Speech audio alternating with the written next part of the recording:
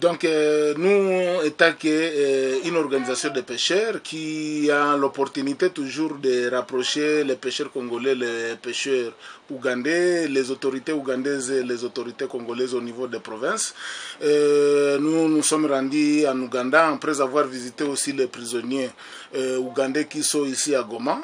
Nous sommes allés jusqu'à Kasese pour aller à Mabuku où nous avons rencontré aussi nos pêcheurs qui sont là-bas. Mais nous avons constaté que vraiment, comme vous le savez, la prison reste la prison puisqu'on est privé de tout. C'est la souffrance. Donc nos pêcheurs au niveau de l'Ouganda sont en train de souffrir, de même que les pêcheurs ougandais qui sont au Congo. C'est pourquoi, dans notre démarche, nous sommes en train de pousser le gouvernement congolais, le gouvernement ougandais, d'accélérer leur processus afin que les pêcheurs soient libérés, vaquer à leur travail. Et comme nous avons eu aussi l'opportunité d'avoir l'accord bilatéral pour la gestion du lac Édouard et Albert à main, nous avons essayé aussi de sensibiliser certains pêcheurs ougandais et que nous allons continuer aussi au niveau du Congo dans le cadre de faire respecter l'accord bilatéral, mais aussi dans le respect de la frontière de chaque pays. Alors, ils sont au nombre de combien ces Congolais emprisonnés en Ouganda? Donc, à Mubuku, la cellule que nous avons visitée, il y avait 65 pêcheurs. Mais ces 65 pêcheurs nous diraient qu'il y a d'autres qui sont toujours là, mais dans une autre cellule, qui sont au nombre de 29. Donc, pour nous, personnellement, selon l'estimation de ces prisonniers-là que nous avons visité 65, ils ont dit que dans l'autre, il y a au moins 29. Donc, nous avons estimé au moins 94 pêcheurs qui sont à captivité en Ouganda. Et ça fait combien de temps qu'ils sont là? Donc, nos pêcheurs qui sont là en train de souffrir, ça en fait au moins plus de...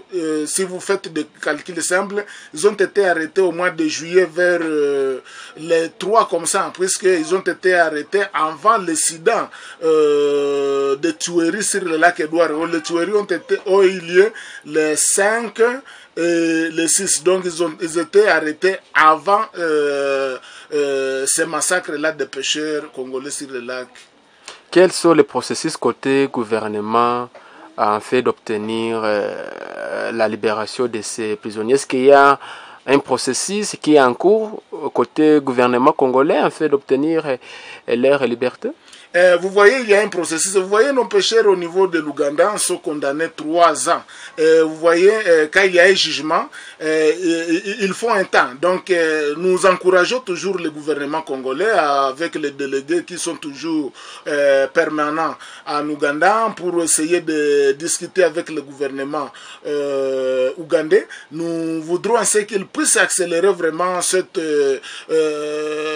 diplomatie afin que nos pêcheurs soient libérés, puisque nous avons besoin de ces pêcheurs-là. Ils ont des familles au niveau du Congo. Et vous voyez, les familles sans père, encore dans les enclaves, c'est un peu compliqué, puisque dans des enclaves de pêche, nous ne vivons que de la pêche. Mais ils sont condamnés. C'est pourquoi nous voulons que le gouvernement congolais puisse accélérer la diplomatie pour que ces pêcheurs congolais au niveau de l'Ouganda qui continuent à souffrir dans la prison centrale de Mubuku, d'être graciés, puisque nous sommes sûrs et certains que si le gouvernement se met avec toute l'énergie, nous sommes sûrs et certains que l'Ouganda va comprendre, et surtout qu'il y a signature d'un accord pour la gestion commune du lac Édouard et Albert. Nous sommes sûrs et certains que le gouvernement congolais aura des résultats et qui vont arriver à la libération de nos pêcheurs par peut-être une grâce présidentielle au niveau de l'Ouganda. Et ces paisibles citoyens congolais sont accusés de quoi?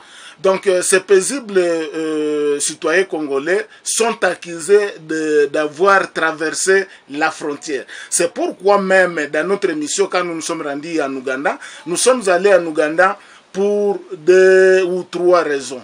nous sommes allés visiter d'abord nos pêcheurs pour se ressourcer de leur état de santé. Deuxièmement, nous sommes allés sensibiliser aussi les pêcheurs ougandais, surtout de la pêcherie de Kayanja, dans la protection et la meilleure gestion des ressources halieutiques au niveau transfrontalier. Et troisièmement, nous sommes allés distribuer des gilets de sauvetage, puisque il faisait longtemps que la pêcherie de Kayanja, les pêcheurs de Kayanja avaient demandé à notre organisation de les aider avec des gilets de sauvetage. Et nous avons distribué des gilets de sauvetage à tous les pêcheurs, donc à tous les pêcheurs de Kayanja.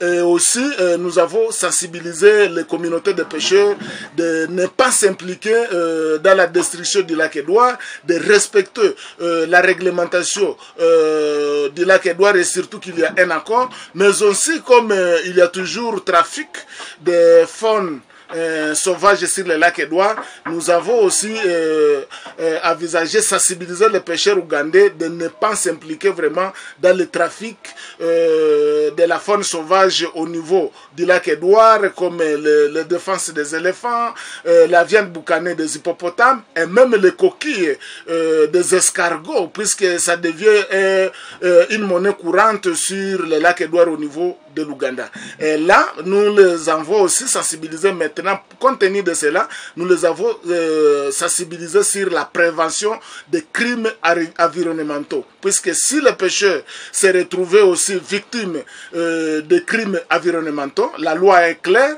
ils seront arrêtés. Et quand ils seront arrêtés, c'est une manque à gagner dans des communautés, puisque quand on a arrêté un papa au niveau des pêcheries, donc c'est toute la famille qui souffre. C'est pourquoi nous avons eu cette opportunité-là de parler aussi sur le trafic illégaux de faune sauvage. Et surtout que le lac Édouard est entouré par deux parcs nationaux de Virunga. Deux parcs nationaux, le parc national de Virunga au Congo et le parc national Queen Elizabeth en Ouganda. Comme nous sommes dans l'obligation d'accompagner la protection de ces deux parcs, et ces deux parcs sont très bénéfiques chez nous, parce que tout d'abord, les deux parcs interviennent dans la régulation de ces eaux culturelles.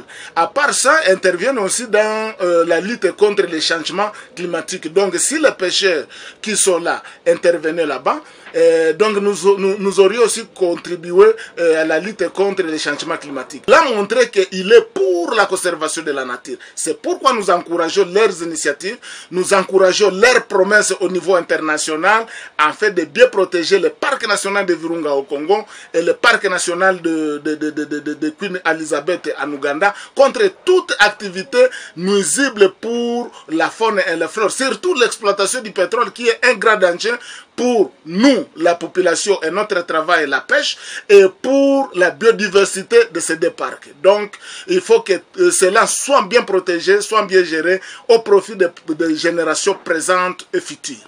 Josué Kambasso, merci. Merci aussi, messieurs les journalistes.